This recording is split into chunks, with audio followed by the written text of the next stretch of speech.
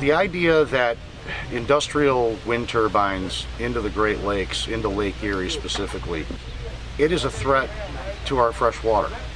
And that's what we must really be cognizant of, really be aware that, you know, fresh water is the greatest resource that we have on the planet. And it's worth defending, it's worth protecting. And healthy fresh water comes from healthy life in that water. And if we mess the life up, which that'll happen, we're not going to have the healthy water that we should have, and the kids not yet born should have. You know, get informed and contact your elected representatives at the local, state, and federal level. I would also reach out to Commissioner Chairwoman Jane Corwin, who is now the chairwoman of the International Joint Commission. She is from Western New York, from Clarence. She served in the State Assembly for a number of years, and she was recently appointed and confirmed to the IJC, which now the United States has the majority. They flip that majority every 10 years, and now we've got 10 years of a majority on a 3-2 board. And we need to have a permanent moratorium on that. If we can do that from the Great Lakes Water Quality Board, the issue is over with, and the kids not yet born will have healthy water. That's what we really need to push for. Okay, and that's what you're doing, or Yep. do you have other plans that you're We're pushing the EPA, and you know, obviously we're also looking at, from a state level, the public trust laws. You know, the lake bottom, which is what Governor Cuomo has authority over, is held in public trust on behalf of the people by New York State. And there's some significant public trust concerns, especially when we have a sand cap out there covering decades of industrial pollution that is no longer getting into the food chain. It's no longer contaminating the fish. And now he wants to dig all that up and re-expose it into the food chain. I've got a problem with public trust. That's a violation of my trust. And we're going to pursue that in court if we have to. Well, the Army Corps of Engineers has been integrally involved in everything that has to do with the Great Lakes, including the industrial pollution. They were the ones that have to go out and dredge and dump. They were the ones for decades that polluted the lake. Anything that they have to build or has to be built is going to be done under the authority and done by the Army Corps of Engineers in these international waterways. So I'm not sure how the stanchions are going to be taken care of, whether the wind developer is going to do it or if it's going to be a joint effort between the Army Corps, but that's more money that we are spending in FOLLY to pursue destruction of our natural resources and 21% of our fresh water for the world. I mean, it just doesn't make sense. You spoke of the ability of water to transmit the sound. How about infrasound? Have you looked into infrasound? Infrasound is going to move just as quick, if not faster. Again, it's going to be the physical properties of air versus water. You know, the more dense something is, the better sound and vibration is going to travel. Ultrasound is going to be the same thing. And the one thing I haven't looked at yet is the electromagnetic interference that's going to happen from the transmission lines. You know, that could pose a significant danger to some of the invertebrates as well as the vertebrates. So, you know, there's a lot of questions that need to be answered. They can't be answered in a short period of time. But our kids not yet born demand those answers before we act, because if we act and it's too late, we could spend decades cleaning up this mess. And we've already learned that lesson. We don't need to learn it again and again and again. You know, that's where wisdom comes into play. And I'm a very firm believer in it.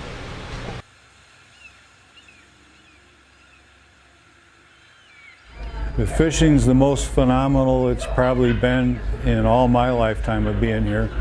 Right now you can go out here anywhere from 75 to 90 feet of water from here all the way to the PA line, and within 2 hours you can have 3 limits of walleyes. You can have 18 walleyes in the boat. Every boat just about is catching fish right now. You'll see today when these guys come in.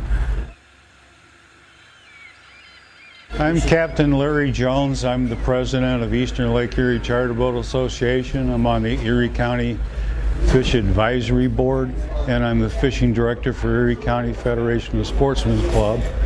And I'm on the Chautauqua Fishing Alliance with the chemical treatment problems we're having on Chautauqua Lake. Well, there's a lot of problems with the wind turbines going in Lake Erie. Everything from taking away spawning grounds for walleyes to obstruction to areas where fishermen can't fish. But probably the most important thing on my mind about it is the pollution that can be caused by when you have a blowout of a bearing and the oil and that. There's no containment, it's going to go in the water. How are you going to go out there in the middle of the winter during the ice storms and everything else and the flow of ice to repair these? Are you going to do that with a helicopter, or how are you going to, it's the money. The money it costs to build one of those windmills, you'll never recuperate that money in the runtime of the windmill and the life of the windmill. I mean, the 90% of the time they're not running.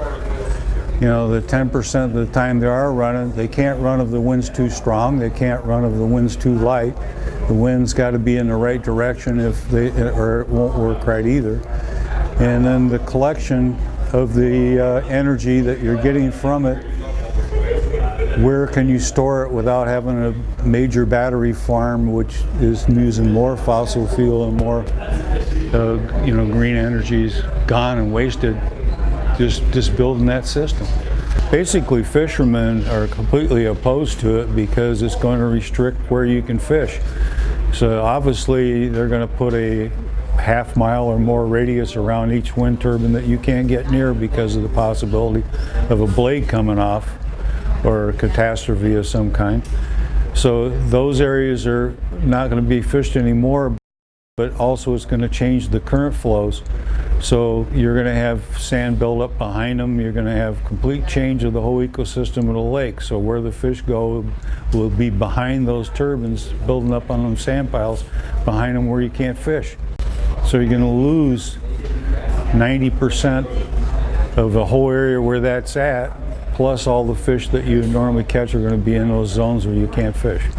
If you affect the spawning grounds, then you're not going to have good year class for behind the fish that you have, so it's going to go downhill. You know, or the fish are going to not come down to this end of the lake and they're going to stay up towards the other end, towards Pennsylvania and Ohio, and spawn all up there and not move this way like they normally migrate from one end of the lake to the other. If the conditions are not right, they're not going to stay in it.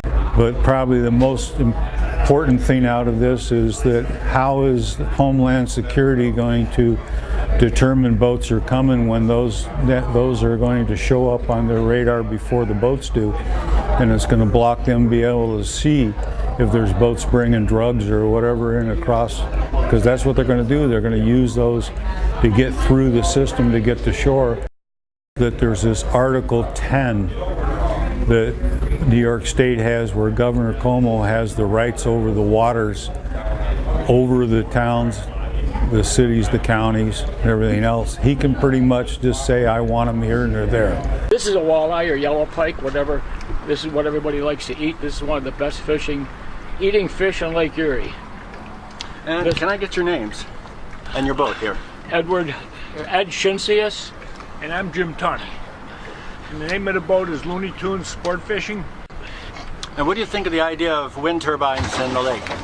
No dice, no way. Yeah, we're on committees against them. We gotta stop them. Yeah, I live on the lake like he does, and who wants to look out and see them, you know?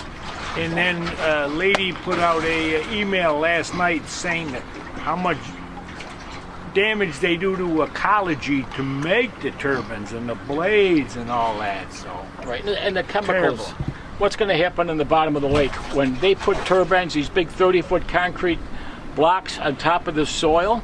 They're going to sink in. Are the turbines going to, because of the way Lake Erie is, shift and fall in the lake? They don't know that, but they're going to say they're going to take a chance. But it's our water. We don't want to have it contaminated. Holding our newest and latest brochure, reflecting our being against the windmills in Lake Erie, because we feel there's a lot of issues involved in putting commercial windmills into our freshwater supply. We feel it's going to be detrimental to our fishery, which we have one of the best freshwater fisheries in the country here. Birds. Aesthetics way low on the list, but still people don't want to see these things.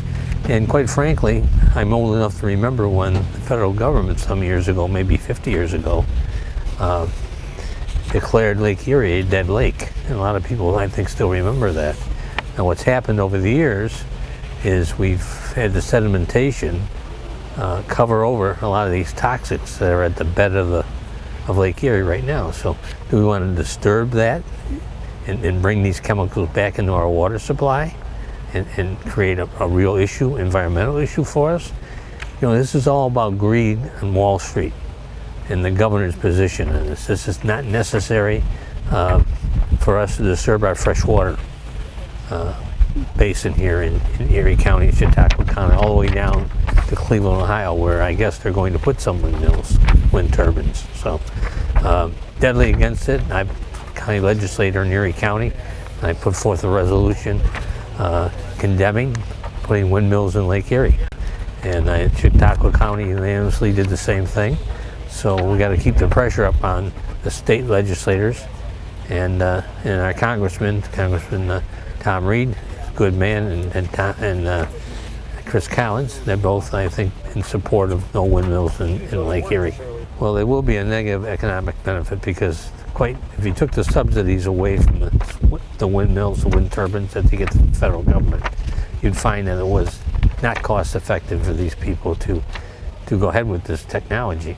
On top of that, it's going to cost each resident of Chautauqua and Erie County more money on their electric bill to help subsidize this. And on top of this, the shelf life on these wind turbines are somewhere around only 7 years. So what do we do with them after the 7-year lifespan? So these are all serious issues.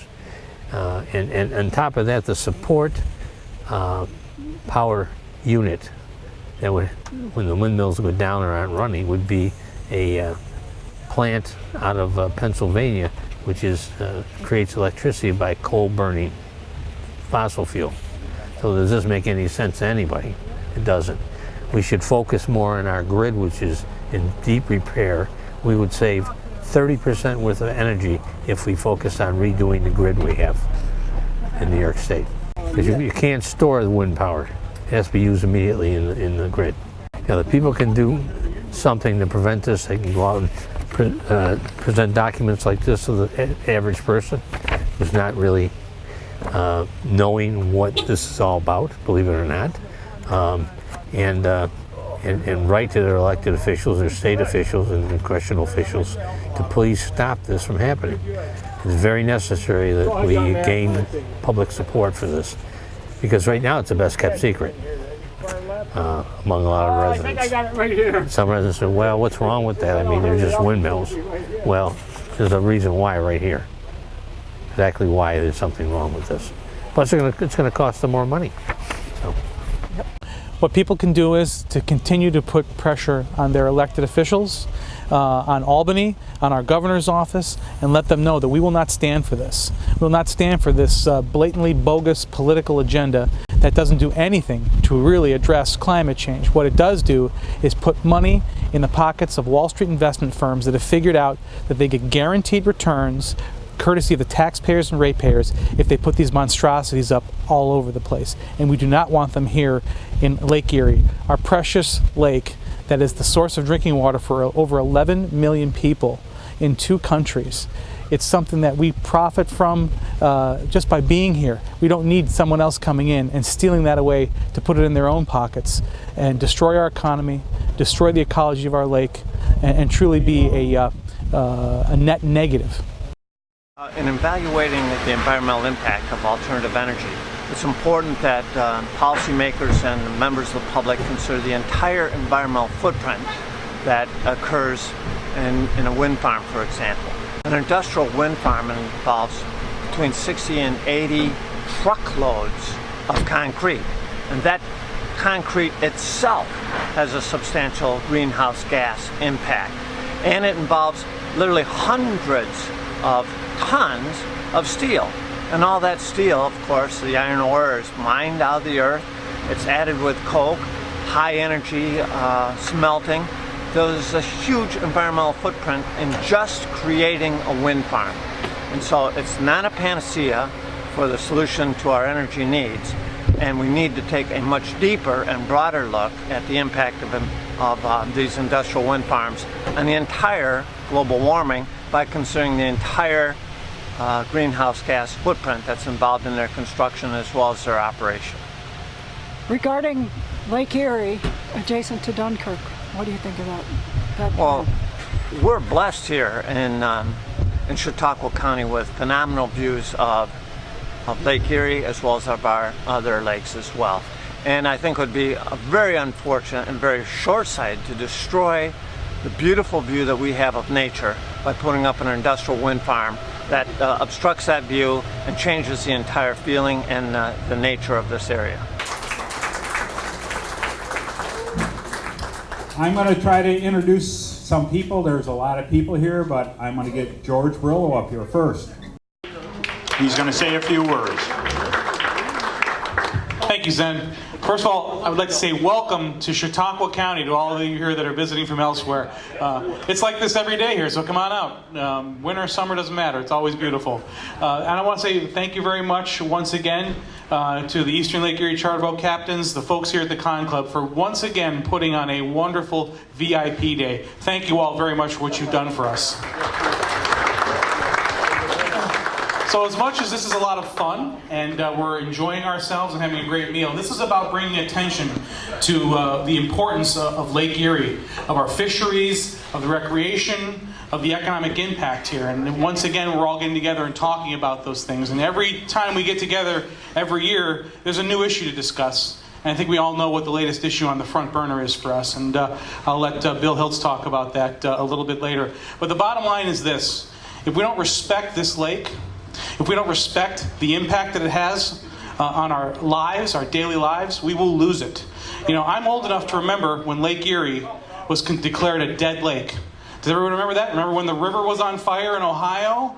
Remember what this lake looked like at one time? On the cover of Time magazine, Lake Erie is dead. We recovered from that, but it took a long time. And now we're being threatened that that might happen again.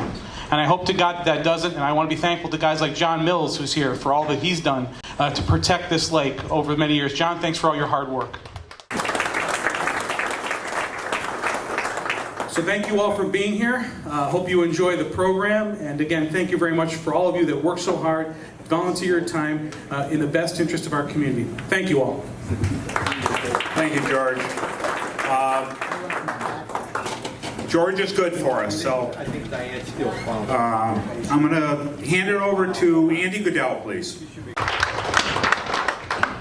Once again, another great, successful VIP fishing tour.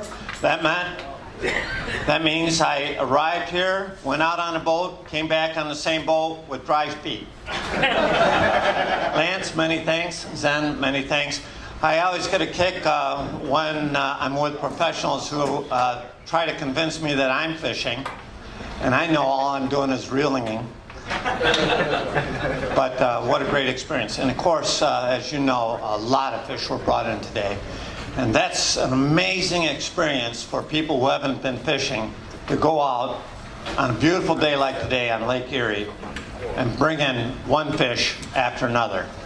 It is truly a great treasure here in Western New York, on our shores, an untapped resource for many people, and part of our challenge is to get people out there. Special thanks, by the way, to all the captains who brought us out. Thank you very much. A special thank you for letting us think that we were actually fishing. That's a great skill, and thank you for that as well. Hope everyone had as much fun and as I did. I will share with you that I was on the same boat with Steve Hurst from the DEC, and you'd be surprised to say that he was lobbying for the fisheries. Can you believe that on a day like today? More funding. Are you trying to get me fired? That'll get you a promotion. Certainly with this group. So thanks for everything all you do. John Mills is here from Erie County Legislator. Do you want to say a few words? Thank you. Good afternoon, and thanks for inviting us here this afternoon. You know, been here several times, and today I was out on the boat, and we got 6 walleye. One was 7.35 pounds, and we had a great time. And I want to thank everyone here for what you guys and girls do.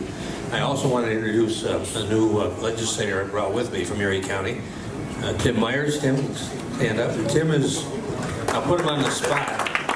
Tim is our chairman of Energy and Environment Committee, so he's the fellow who's going to with me take any heat from the Sierra Club on September the 19th. So, but Tim and I are prepared. But Tim loves fishing. He got a huge fish, so it's been great. So I want to thank you again for all you guys do and girls do, because we got the best fishery, probably freshwater fishery, probably in the world right here. Not just this country, but the world. I saw that with the bass tournament we had when I thought it was at a NASCAR race. 300 boats with all those commercials on the advertising on the boats for ECC South, the community college in Erie County. And I said, my God, this is unbelievable. 300 boats. Fortunately, I think they got blown off till the first or second day, but they were telling me the walleye they fished for before they went to the tournament were jumping in the boat. So I love that. So thanks again for all you do, and thanks for inviting us back again. It's a good thing that he wasn't bragging about the fish that was caught on the boat that he was on, but I guess I'm going to have to introduce some girl from Tom Reed's office that caught that fish. So, did you take all the bands off your wrist and your ankles and your neck and everything else because you're afraid of getting seasick? Well, I can't tell you I don't have an ankle bracelet because they might be monitoring me right now, so you never know where I'm going to end up. I didn't get seasick this year. I'm going to thank my captain. It was his first year, Captain Larry. I just want to recognize him. Hopefully he'll come back after having me on his boat. But he did a great job. So I just want to thank him and all the captains today. And I'm sorry Tom is not here. Unfortunately, he already had another thing planned when this came up, but I can tell you that within the next week, I think we're going to have him out on a boat in Lake Erie. So he'll be getting his own experience, and we appreciate the charter captains have always been willing to accommodate us and work with us. And he had a recent meeting here with some of you talking about Great Lakes Restoration Initiative and how we'll continue to be a vocal advocate for funding to keep our lakes and waterways clean and safe. We recognize all you do to promote this region, and a day like today, we don't necessarily get this in other parts of our district. So we're so appreciative that we have this opportunity to promote the region, and that we have media here today, the observers here, and obviously some folks with cameras, but it's important for us to advocate for that to the public so they understand why there's a need for federal dollars, for state dollars, for local dollars to go to this economic driver. So on behalf of Tom, thank you. He looks forward to seeing a couple of you next week. And the opportunity to get out on the water, because that's where he loves to be. Thank you. Thank you. I think she got the big fish for that thing. Andrew, you want to say a few words? Sure. Good. Andrew Nixon, Chautauqua Visitors Bureau. I would just like to recognize that we use this event to invite some outdoor travel media from around the United States. And if you're a member of the outdoor travel media, could you just stand? You too, Bill. Yeah. And there's a few more. They must be cleaning fish right now. We have 6 visiting the area for a few days, and this is a highlight of their trip. And we also have, well, let me recognize Dave Barris. Just raise your hand. Dave coordinates all that for us 3 times a year, and so we promote the area that way. And sitting next to Dave is Bill Hiltz. He's the world's greatest outdoor travel writer from Niagara Falls and Buffalo. Sitting next to his teacher, Dave. Thank you. Okay. Mark Geis is here. You want anything to say, or? Well, just real quick, I mean, we recognize Mark Geis. I'm the CEO of the Industrial Development Agency here, and we're a sponsor of this event. And the reason being is we understand what an important economic driver this is, and this is my 2nd year doing this, and I had a blast. I'm a fisherman anyway, so I recognize that. But we have so many natural assets here, and we need to do whatever we can to promote those assets. And it's good for the environment, it's good for our economy, it's good for the people. So thank you for everything you do, and I hope to see you next year.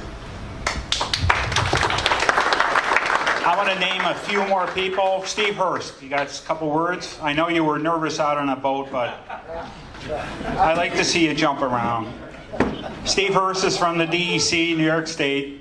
Introduce yourself. Hi, Steve Hurst, Chief of Fisheries, DEC. So there's a reason why I was nervous out on the boat.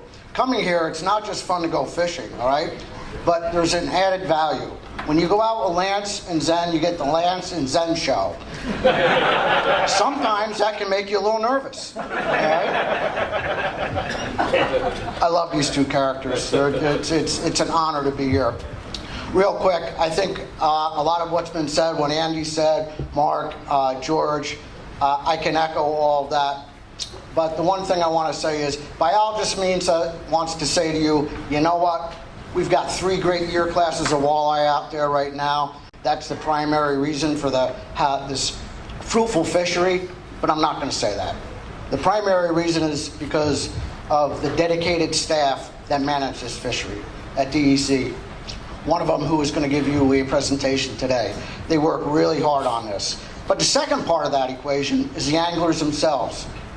The anglers are a vital component of this fishery. They provide us feedback. We listen to them, and we listen to them more and more as we're going on in our path here to manage these waters and all waters across the state.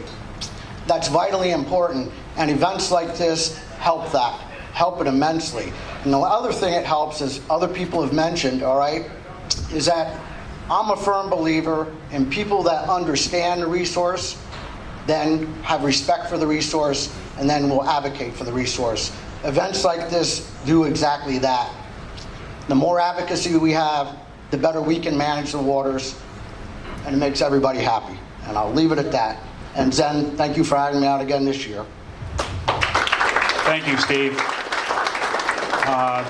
Steve is a great advocate for Lake Erie and New York State waters. A couple other people I'd just like to recognize really quick. Jeff Jondal is here from Erie County Federation of Sportsmen Clubs. Joe Fisher is from the Fish Advisory Board. Chuck Godfrey is the past president of the Erie County Federation of Sportsmen Clubs. And I know I'm going to miss a lot more people, but there's a lot of important people here, like the captains, etc., that donated their time and effort, and their first mates. So, Sue Gunther's from Southtown Walleye. Okay.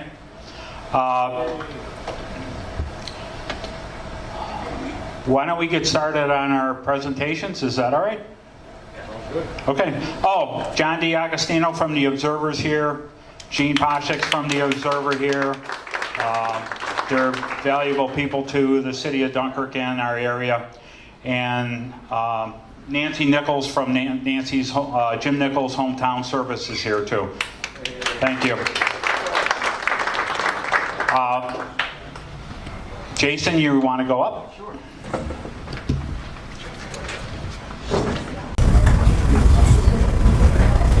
I'd like to introduce Larry Jones from the Eastern Lake Erie Charter Boat Association. Also. Yeah, welcome to today's 10th edition. I believe it's 11th? Wow, I'm falling behind a year. But anyway, I'm happy to see such a great turnout today. And I think Jason's going to give us a little bit of how the walleyes work on movement on Lake Erie. So I'm Jason Robinson. Before I start, I think I should acknowledge my predecessor, Don Einhaus, who's a previous Lake Erie unit leader. I think he worked in and around Lake Erie for like 37 years. He's not here today, but he's really one of the main reasons why we have the resource that we do today. So big thanks to Don. And none of this work what I'm going to be talking about would be possible without Don. So have to acknowledge Don. So it's a pretty exciting time to be a walleye angler on Lake Erie, and it might even be a more exciting time to be a walleye biologist on Lake Erie. The new technologies and techniques that have come online over the past 5 years have allowed us to just learn things about this walleye resource that we really never thought we would. And the end goal is to make us better managers of your resource. Before I get into the exciting details of what we've learned, it's important to just go over how we manage walleye in Lake Erie. Very simple. Everything to the west of the dashed line is managed as if it's a commercial fishery. Stock assessment, just like you'd see in like North Atlantic cod, tuna. There's quota setting. Everything in the purple, which is where we are, does not get that same kind of treatment. Still managed well, but it's not managed in that style of a serious commercial fishery. One of the reasons for that is that we didn't have a great understanding of how walleye moved in between these two areas. And that's what we're going to try to illustrate now.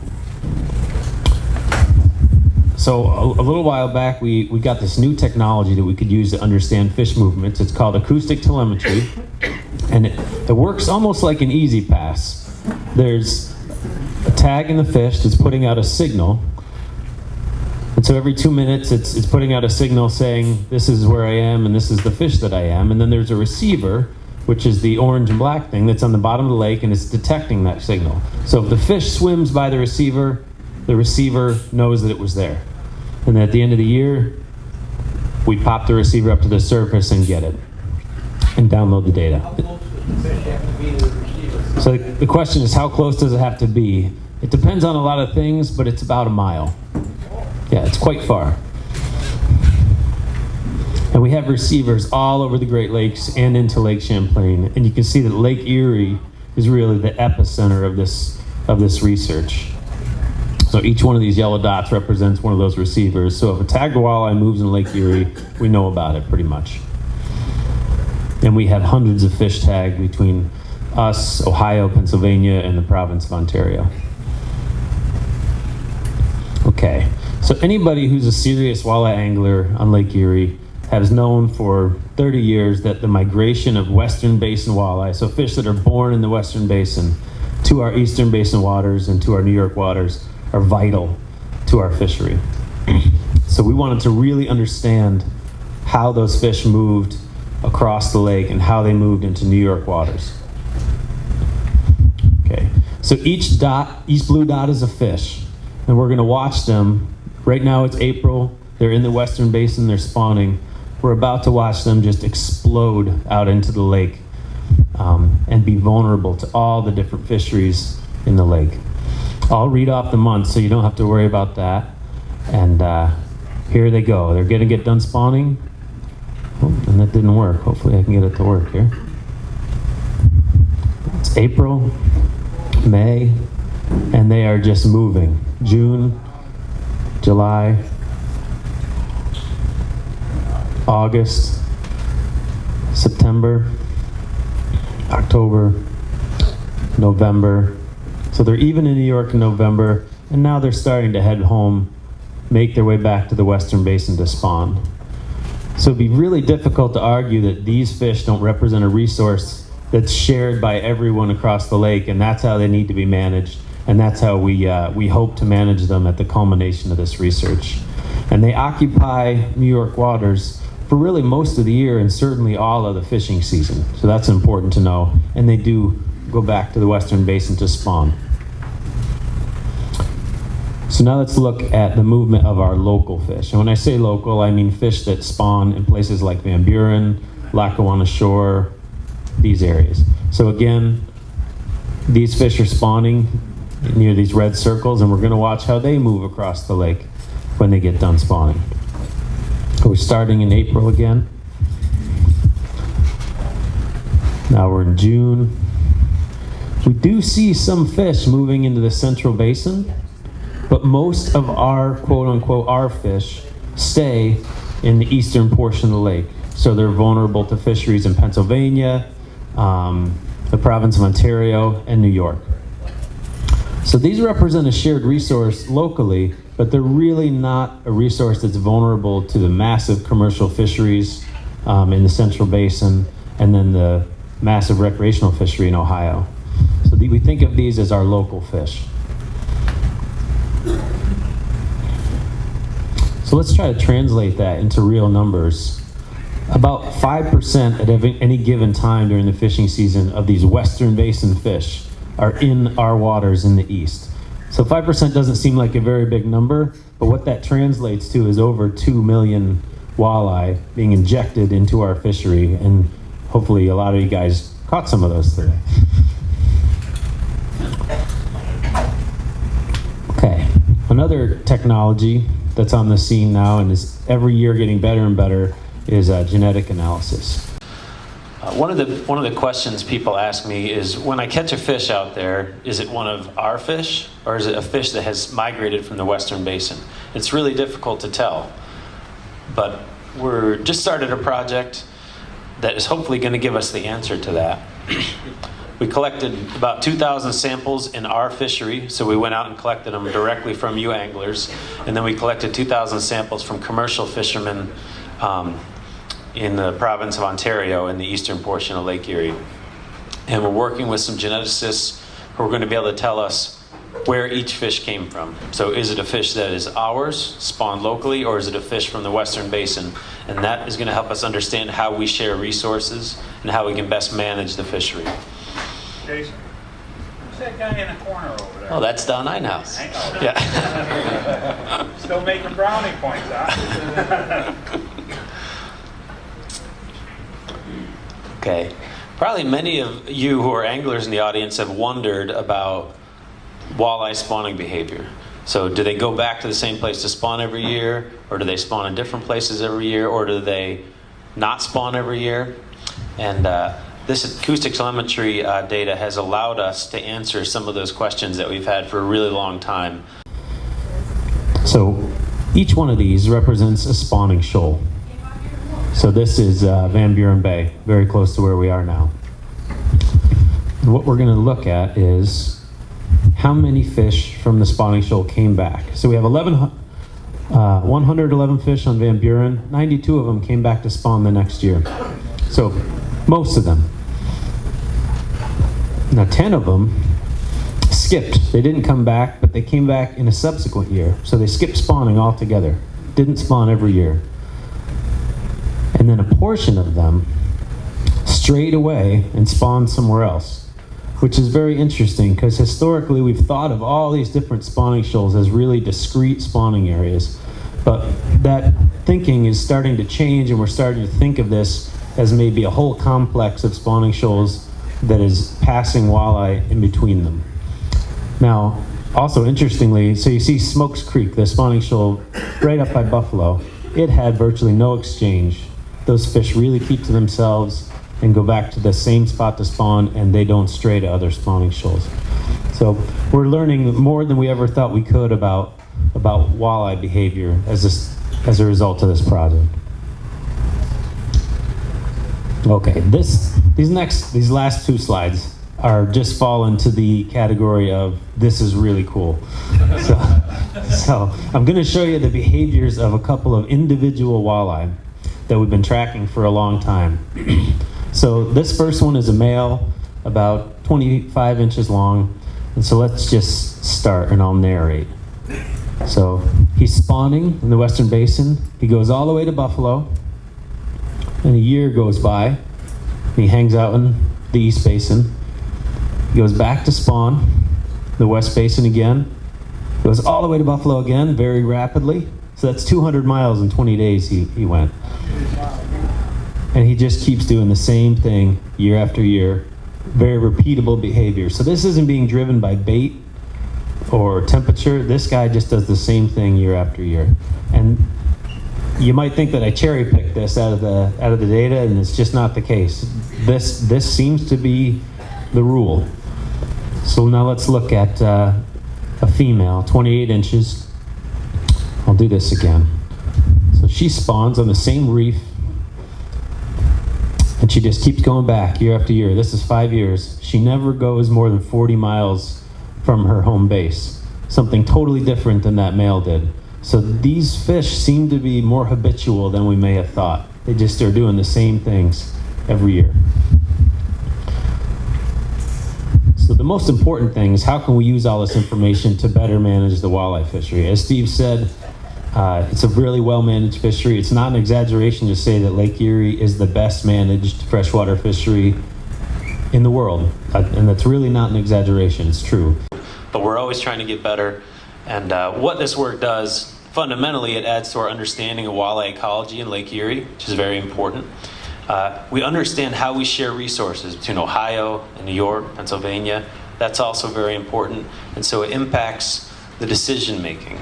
Decisions that they make in the western portion of Lake Erie impact us here in the east in a big way. And so it's important that we have a seat at that table, and we do, and we will continue to have a seat at that table. And finally, we're very hopeful that this work will finally allow us to incorporate New York wildlife fishery in more fully into the lake-wide management cycle. And I would be remiss if I let you think that I did all this myself. We're just small players in a greater cooperative effort. So thank you very much, guys.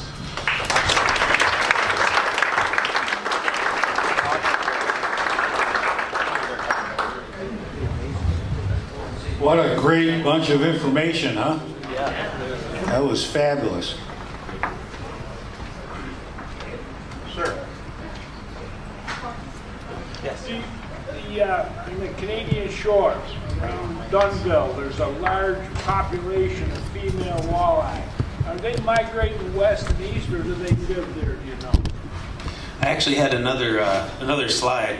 I don't know the answer to your specific question, but I can tell you that the Grand River spawning population is on the Canadian shore. And you looked at the West Basin fish and on our local fish, and they moved all over. That population up there is so anomalous, it just stays there and doesn't move. And so they actually have a behavior that's unlike all the other populations in the lake at that particular spawning area. So. They're part of Homeland Security. They don't have a good passport. I also think there's a Buffalo River group of walleyes that don't move too far either. They kind of stay by the mouth and go up and back down to the mouth and back up, because I run the Buffalo Pedal Tour boat up there, and I'm marking large schools of walleyes all summer long, all up through the river system. Anyway, our next speaker, Rich Davenport. He's always got something good for us to hear. Good afternoon, everybody. Wow, it's a lot of people here today, and I'd like to thank everybody here, and the both fisheries advisory boards. We started doing this collaboratively a number of years ago. I think this is our 11th one now, and focusing on working together in a partnership to promote the Great Lakes. Lake Erie is the #1 sport fishing lake of all 5 Great Lakes. There's more angling hours spent. There's more dollars spent. There's a lot more fish that are in there. It's a much more fertile lake because of its shallow nature. It is a unique resource that we all have a special responsibility to make sure that we're communicating with the state officials when we see problems so we can react quicker to it. We're monitoring things such as toxic spills and the quality of the fishery itself, because one thing that is symbiotic about all watery habitat, especially when you're talking about freshwater fisheries, is that healthy life in a freshwater fishery equals healthy fresh water. There is nothing more important on planet Earth than fresh water to all of us. And having a lake that is part of 21% of the world's surface freshwater resource really tells us not only how fortunate we are, but what type of a responsibility we all have, be it recreational anglers or business concerns or state agencies and people that are managing and protecting this resource on our behalf. There is nothing more important. After all, if we don't have healthy fresh water, we don't have healthy people. We drink it every day. We water our crops. We bathe in it. We make beverages, the Pepsi and so on and so forth, the beer that we get, that's all coming from Lake Erie. And it's not just in our area that this impact of the healthy water or not so healthy water, it's not just in our area, because we have products that are shipped by truck and by train all over the country and maybe even all over the world. So what we do and what we decide with this lake will set a tone for either very good quality life for the kids not yet born, or maybe not so much. And we've learned that painful lesson, I think we have. Starting back in the early 1900s, we looked at the lake as pollution control. The solution to pollution is dilution. And as we had this wonderful evolution of the Industrial Revolution, we needed to make room, based on industrial waste. We didn't have the knowledge that we have today, but we had to do something. And hey, we've got this lake out here, it's right there. We don't have to ship it with horse and buggy. We can drag it out into the lake, dump it in there. The lake is so big with 9 quadrillion gallons aggregately in the Great Lakes Basin, 9 quadrillion, that's a lot of water, right? So it'll never ever possibly have a problem. And as we heard back in 1971, this lake was declared dead by the Cousteau Society because of the industrial pollution, our cavalier treatment of the waters of life. Now, you can sum up conservation, and I believe a lot of us are conservationists. I like to think I'm a conservationist, and it's a simple thing. The wise use of our natural resources as to perpetuate them forever. Certainly things that we're going to do are going to have trade-offs. If we need to move in progress in terms of building a new subdivision, well, we have to take a look at how those other impacts all around it are going to change the dynamics of, say, water tables or increase pressure on wastewater systems, etc. We do an evaluation and we apply what's known as wisdom. If the cost does not outweigh the benefit, it's going to give tremendous benefit to the people at a very low cost, well, that's kind of wise and you can go ahead and move forward. When the cost is the other way around and it's going to cost you too much and the risk is too great, especially to our waters of life, nothing more important, that's no longer wisdom. That's what I call folly.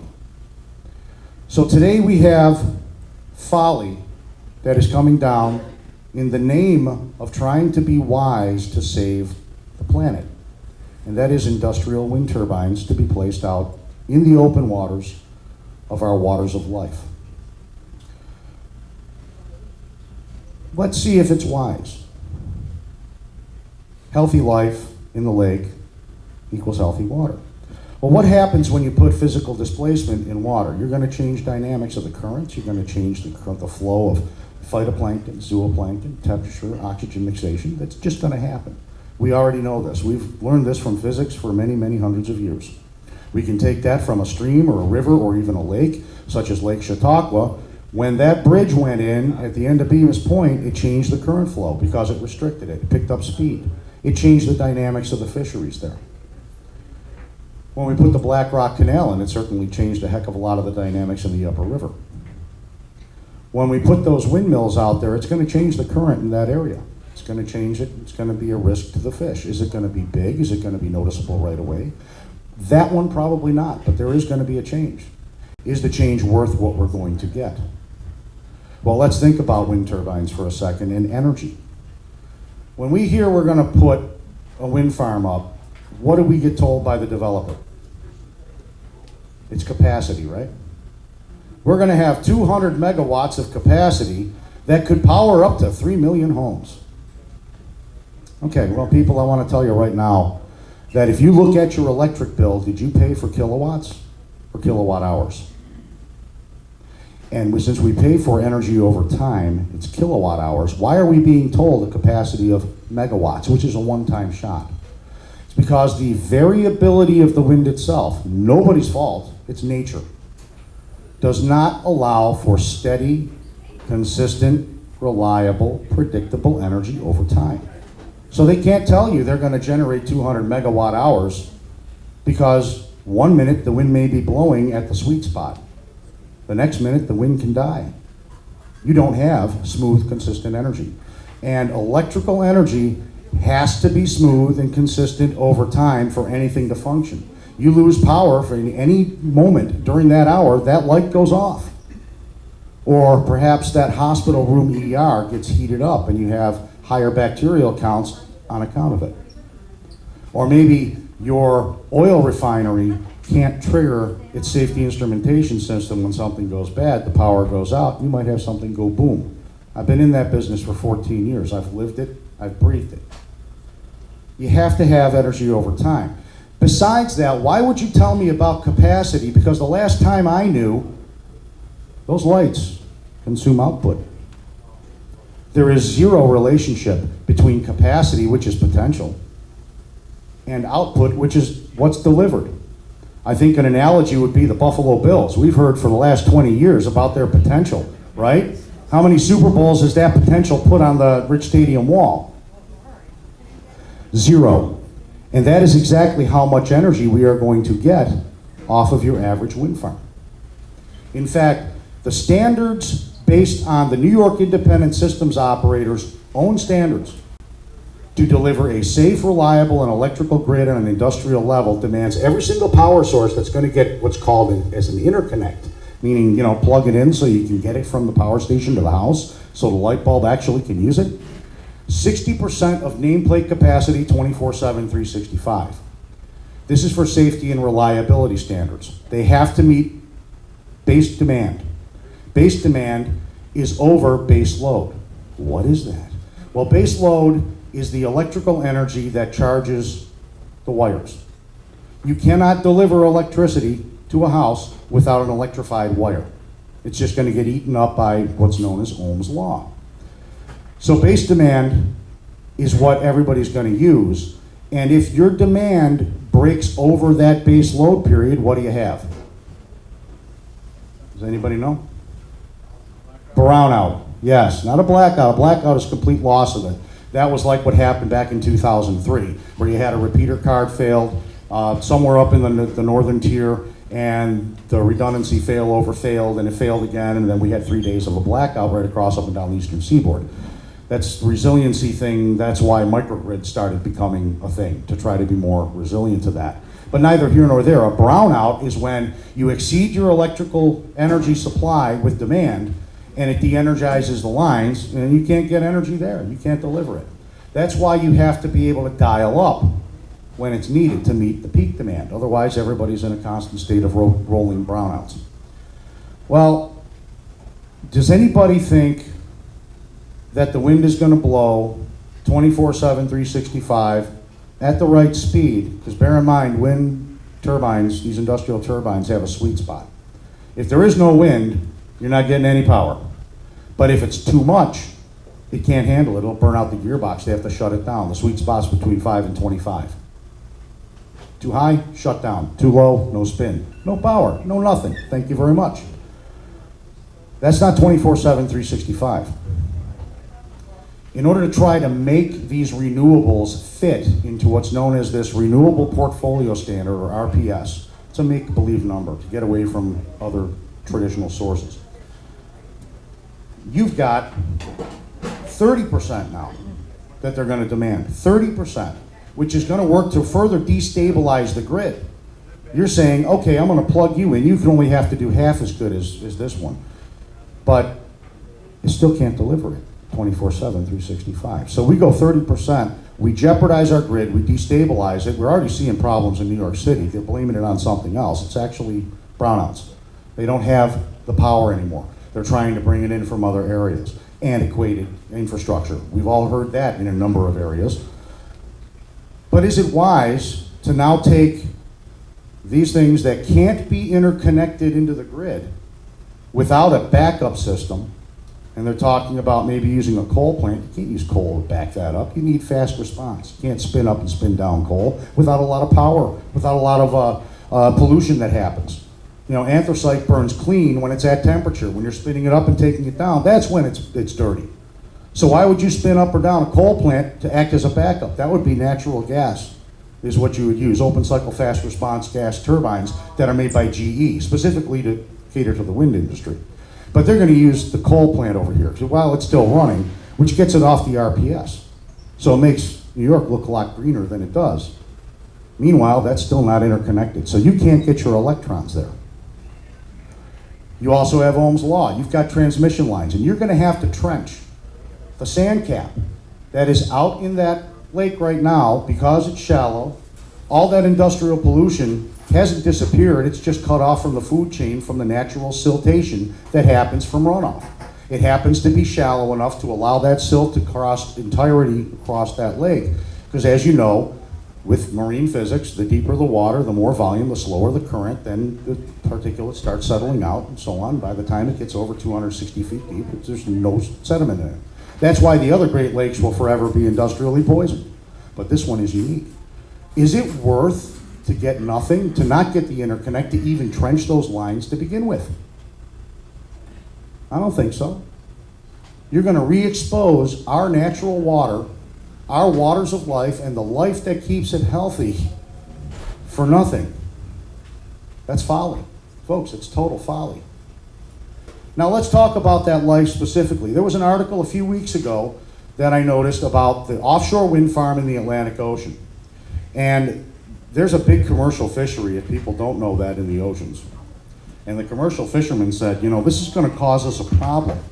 We can't access the fishing grounds. Oh, don't worry, we're not going to have any safety zones or buffer zones. Well, the fish, every single vertebrate in a marine environment that I'm aware of, hunts and survives by sound and vibration. The lateral line allows them to detect prey, detect predators, help navigate, and now you're going to introduce acoustic vibration that will continually thrum. Now, we already have found out what it does on land, and people who are living near these industrial wind turbines are suffering sleep deprivation, increased stress on account, and significant health problems. The answer has been increasing the setback, but those that were there before this was even looked at, or it was ignored. Now these people are suffering. And remember our physics lessons.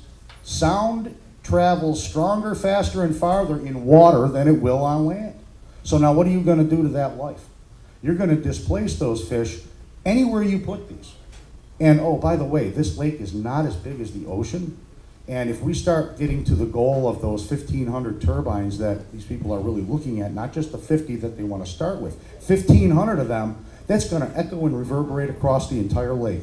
Every single fish species, every single bait fish, any vertebrate is going to be impacted on that, and that isn't going to be positive. You can take that to the bank. We already know this. We've studied this stuff for decades and decades and decades. And it's now being borne out in the Atlantic Ocean where the fishermen are going over near those turbines and there's not a fish to be found. They've been driven away by that noise. At least they can go halfway around the world and get away from it. But they can't go to Ohio and get away from it if Ohio sticks them in there. They can't go up to Canada if Canada sticks them in there. And that's going to impact the health of the water. People, this is our waters of life. Why would we risk it for folly? How about money? Let's talk about money, you know, because we've got this, the governor came out and said, hey, $3.8 billion of economic activity. I don't know what that means, you know, but let's talk about the money. One of the things that government officials need to do is act with wisdom, with subsidies and grants and so on. Is it wise to take just a terrestrial or land-based turbine wind factory and fund it to the tune where the New York State Zoning and Practice Law Organization put out a report in March of 2010, I still have it today, and they found 9 years ago, yeah, I can do my math, I don't have a spreadsheet, 9 years ago, a terrestrial wind factory carried a tax rating of negative 163%. Negative 163%. Think of that. Corporate welfare, right? For every dollar they generate, the taxpayer's handing over $1.63. Who wouldn't love that deal? And a marinized wind factory is going to be conservatively estimated at 5 times that cost. So let's throw them $6 or $7 for every dollar they might generate.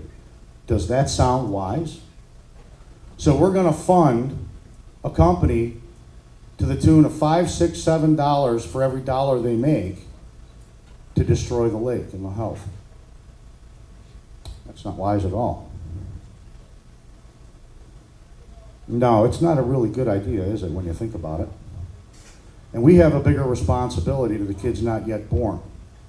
You don't save the planet by destroying fresh water.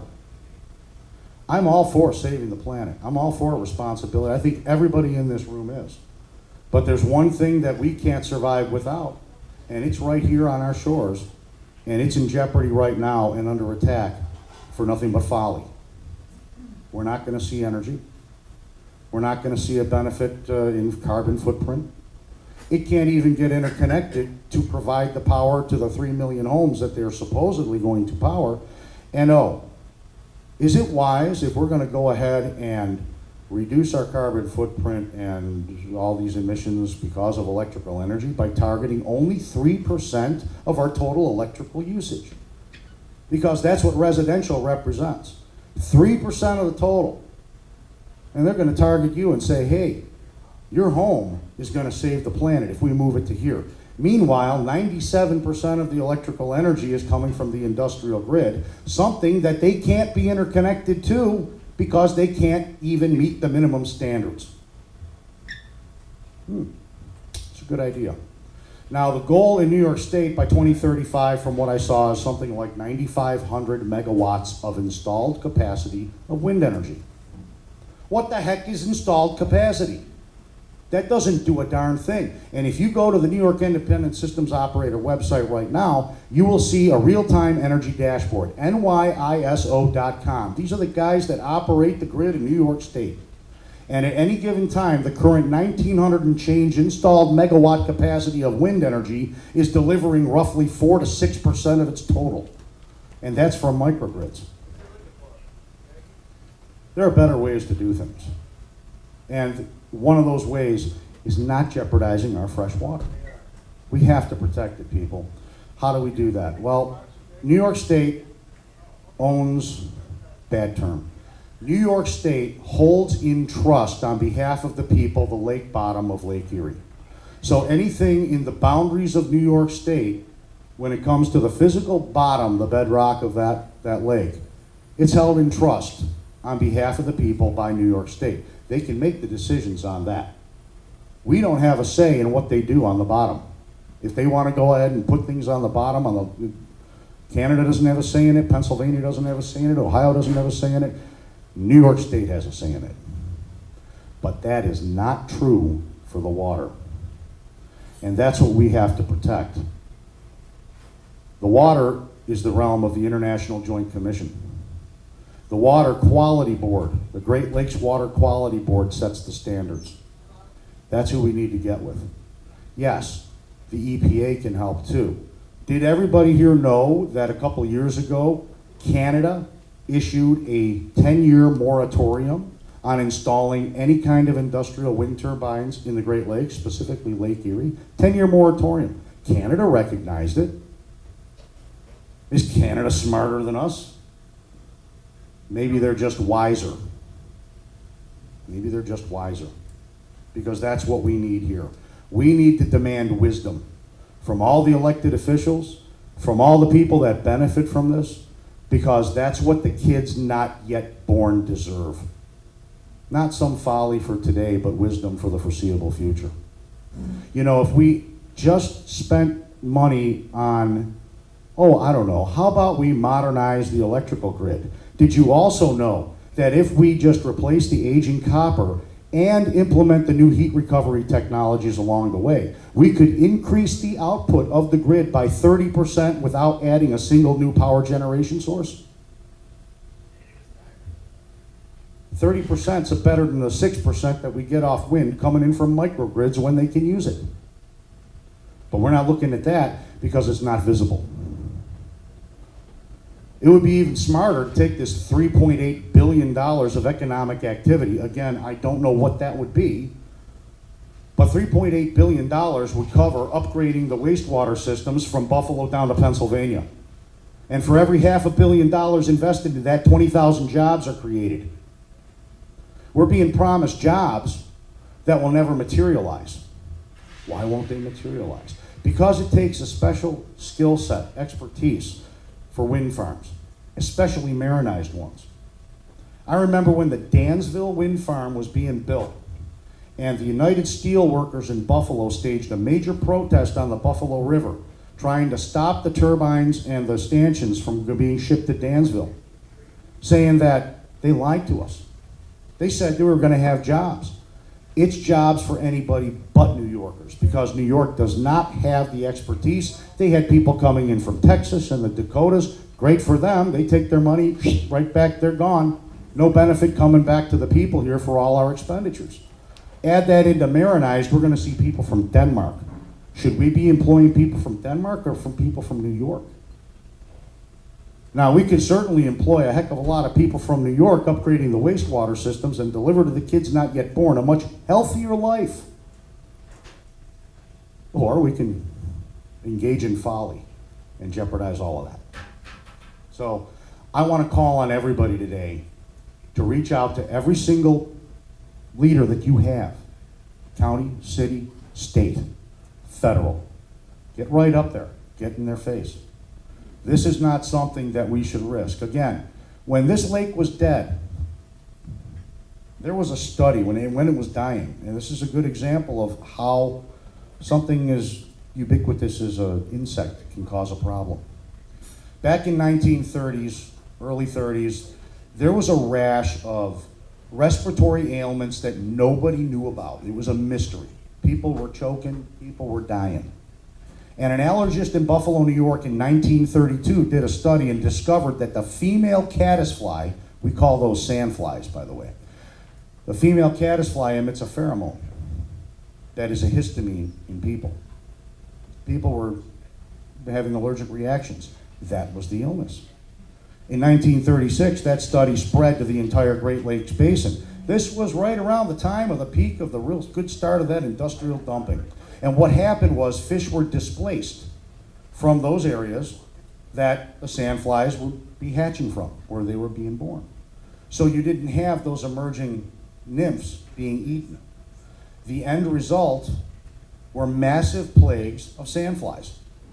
And if anybody was around in the early 70s up on this shoreline, they can attest to you that when you got to the 4th of July, if you were especially down in Buffalo, you're driving down the 190 along the river, you had to stop and scrape your radiator off from the number of flies that you had. Since that time, it's gotten a heck of a lot better. Well, because we got fish there eating them now. That's what happens. You drive the fish out, something else goes unchecked, out of balance, and that directly impacted the health of everybody in the Great Lakes Basin. We don't know where the insects hatch around here, but I can tell you a few weeks ago I was out at the Canadian line and we ran into a hatch and there was kabillions of them coming out. And there's fish feeding on them, keeping them in check. Just like the sandflies are there today, but they're in balance.